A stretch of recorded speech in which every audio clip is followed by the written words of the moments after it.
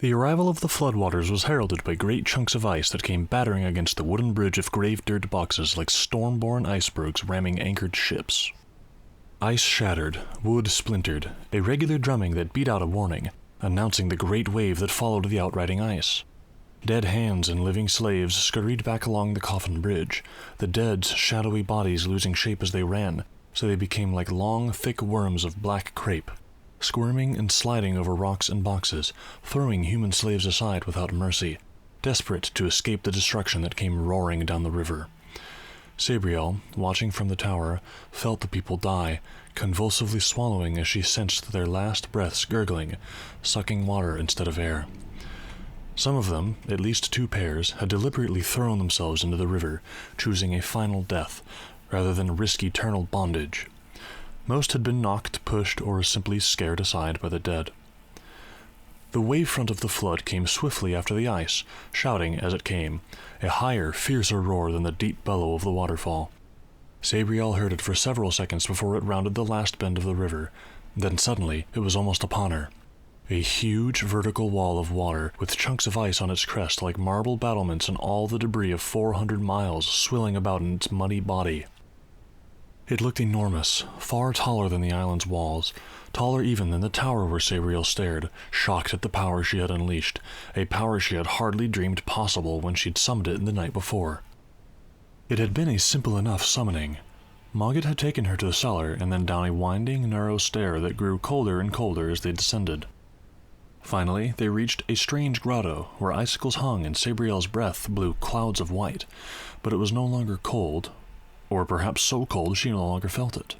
A block of pure, blue-white ice stood upon a stone pedestal, both limned with charter marks strange and beautiful. Then, following Mogget's instruction, she'd simply placed her hand on the ice and said, "Abhorsen pays her respects to the Clare, and requests the gift of water." That was all. They'd gone back up the stairs, a sending locked the cellar door behind them, and another brought Sabriel a nightshirt and a cup of hot chocolate. But that simple ceremony had summoned something that seemed totally out of control. Sabriel watched the wave racing towards them, trying to calm herself, but her breath raced in and out as quickly as her stomach flipped over. Just as the wave hit, she screamed and ducked under the telescope. The whole tower shook, stones screeching as they moved, and for a moment, even the sound of the waterfall was lost in a crack that sounded as if the island had been leveled by the first shock of the wave. But after a few seconds, the floor stopped shaking, and the crash of the flood subsided to a controlled roar, like a shouting drunk made aware of company. Sabriel hauled herself up the tripod and opened her eyes. The walls had held, and though now the wave was past, the river still raged a mere handspan below the island's defenses and was almost up to the tunnel doors on either bank. There was no sign of the stepping stones, the coffin bridge, the dead, or any people. Just a wide, brown, rushing torrent, carrying debris of all descriptions, trees, bushes, parts of buildings, livestock, chunks of ice. The flood had claimed its tribute from every riverbank for hundreds of miles. Sabriel looked at this evidence of destruction and inwardly counted the number of villagers who had died on the grave boxes. Who knew how many other lives had been lost, or livelihoods threatened, upstream? Part of her tried to rationalize her use of the flood, telling her that she had to do it in order to fight on against the dead. Another part said she had simply summoned the flood to save herself. Mogget had no time for such introspection, mourning, or pangs of responsibility. He left her watching, blank-eyed, for no more than a minute, before padding forward and delicately inserting his claws in Sabriel's slippered foot. "Ow! What did you—" "There's no time to waste on sightseeing," Mogget said. "The sendings are readying the paper wing on the eastern wall, and your clothing and gear have been ready for at least half an hour." "I've got all—" Sabriel began. Then she remembered that her pack and skis lay at the bottom end of the entrance tunnel, probably as a pile of mordicant burned ash. "The sendings have got everything you'll need, and a few things you won't, knowing them. You can get dressed, pack up, and head off for Belisaire. I take it you intend to go to Belisaire?" "Yes," replied Sabriel shortly. She could detect a tone of smugness in Mogget's voice. "Do you know how to get there?" Sabriel was silent. Mogget already knew the answer was no, hence the smugness. "Do you have a, map?" Sabriel shook her head. clenching her fists as she did so, resisting the urge to lean forward and spank Mogget, or perhaps give his tail a judicious tug.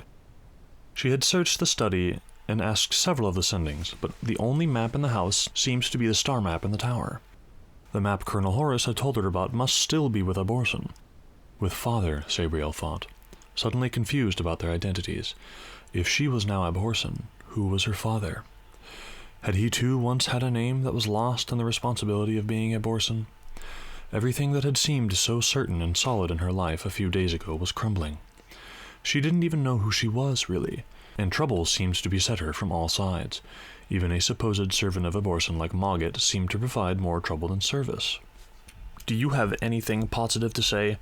Anything that might actually help?" she snapped. Mogget yawned, showing a pink tongue that seemed to contain the very essence of scorn. Well, yes, of course. I know the way, so I'd better come with you. Come with me? Sabriel asked, genuinely surprised. She unclenched her fists, bent down, and scratched between the cat's ears, till he ducked away. Someone has to look after you, Mogget added, at least till you've grown into a real Abhorsen. Thank you, said Sabriel. I think. But I would still like a map. Since you know the country so well, would it be possible for you to, I don't know, describe it, so I can make a sketch map or something? Mogget coughed, as if a hairball had suddenly lodged in his throat, and thrust his head back a little. You? Draw a sketch map. If you must have one, I think it would be better if I undertook the cartography myself. Come, down to the study, and put out an inkwell and paper. As long as I get a usable map, I don't care who draws it, Sabriel remarked, as she went backwards down the ladder. She tilted her head down to watch how Mogget came down, but there was only the open trap door. A sarcastic meow under her feet announced that Mogget had once again managed to get between rooms without visible means of support. Ink and paper, the cat reminded her, jumping up onto the dragon desk. The thick paper, smooth side up. Don't bother with a quill. Sabriel followed Mogget's instructions, then watched with a resigned condescension that rapidly changed to surprise as the cat crouched by the square of paper, his strange shadow falling on it like a dark cloak thrown across sand, pink tongue out in concentration. Mogget seemed to think for a moment, then one bright ivory claw shot out from a white pad. He delicately inked the claw in the inkwell and began to draw. First a rough outline and swift, bold strokes, the penning in of the major geographical features. Then the delicate process of adding important sites, each named in fine, spidery writing. Last of all, Mogget marked Abhorsen's house with a small illustration, before leaning back to admire his handiwork and lick the ink from his paw. Sabriel waited a few seconds to be sure he was done, then cast drying sand over the paper, her eyes trying to absorb every detail, intent on learning the physical face of the old kingdom. You can look at it later, Mogget said after a few minutes, when his paw was clean, but Sabriel was still bent over the table, nose inches from the map. We're still in a hurry. You'd better go and get dressed, for a start. Do try to be quick. I will, Sabriel smiled, still looking at the map. Thank you, Mogget. The Sendings had laid out a great pile of clothes and equipment in Sabriel's room, and 4 of them were in attendance to help her get everything on and organized. She had hardly stepped inside before they'd stripped her indoor dress and slippers off, and she'd only just managed to remove her own underclothes before ghostly, charter-traced hands tickled her sides. A few seconds later, she was suffering them anyway, as they pulled a thin, cotton-like undergarment over her head, and a pair of baggy drawers up her legs. Next came a linen shirt, then a tunic of doeskin and breeches of supple leather, reinforced with some sort of hard, segmented plates at the thighs, knees, and shins, not to mention a heavily padded bottom, no doubt designed for riding. A brief respite followed, lulling Sabriel into thinking that might be it, but the Sendings had merely been arranging the next layer for immediate fitting. 2 of them pushed her arms into a long, armored coat that buckled up at the sides, while the other 2 unlaced a pair of hobnailed boots and waited. The coat wasn't like anything Sabriel had ever worn before, including the mail hauberk she'd worn in fighting arts lesson at school. It was as long as a hauberk, with split skirts coming down to her knees and sleeves swallow-tailed at her wrists, but it seemed to be entirely made of tiny overlapping plates, much like a fish's scales. They weren't metal either, but some sort of ceramic or even stone, much lighter than steel but clearly very strong, as one Sending demonstrated by cutting down it with a dagger, striking sparks without leaving a scratch. Sabriel thought the boots completed the ensemble, but as the laces were done up by one pair of sendings, the other pair were back in action.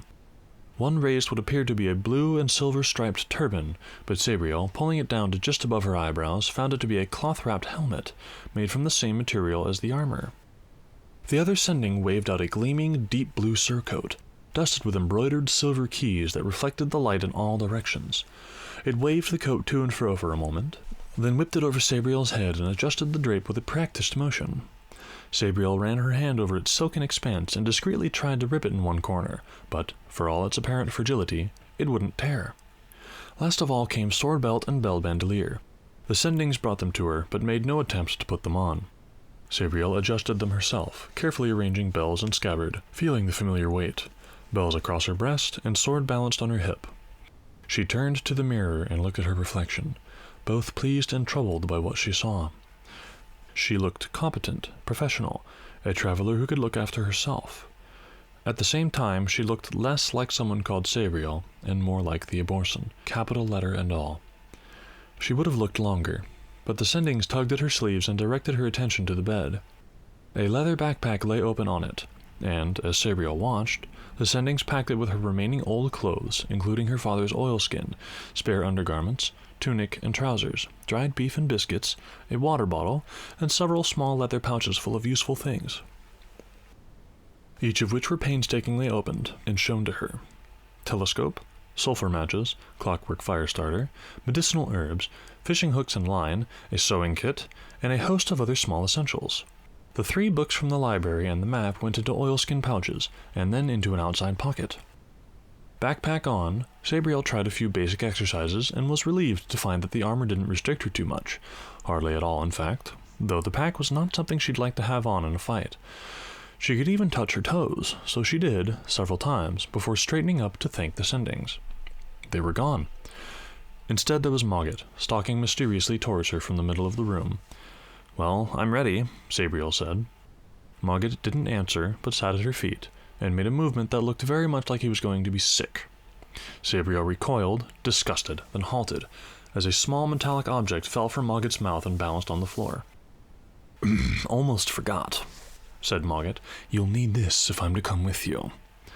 "What is it?" asked Sabriel, bending down to pick up a ring. A small silver ring, with a ruby gripped between 2 silver claws that grew out of the band. "Old," replied Mogget enigmatically. "You'll know if you need to use it. Put it on." Sabriel looked at it closely, holding it between 2 fingers as she slanted it towards the light. It felt and looked quite ordinary. There were no charter marks on the stone or band. It seemed to have no emanations or aura. She put it on. It felt cold as it slipped down her fingers, then hot, and suddenly she was falling into infinity, into a void that had no end and no beginning. Everything was gone. All light, all substance. Then, charter marks suddenly exploded all around her, and she felt gripped by them, halting her headlong fall into nothing, accelerating her back up, back into her body, back to the world of life and death. "Free magic," Sabriel said, looking down at the ring gleaming on her finger. "Free magic connected to the charter. I don't understand." "You'll know if you need to use it," Mogget repeated, almost as if it were some lesson to be learned by rote. Then, in his normal voice, "Don't worry about it until then. Come, the paper wing is ready."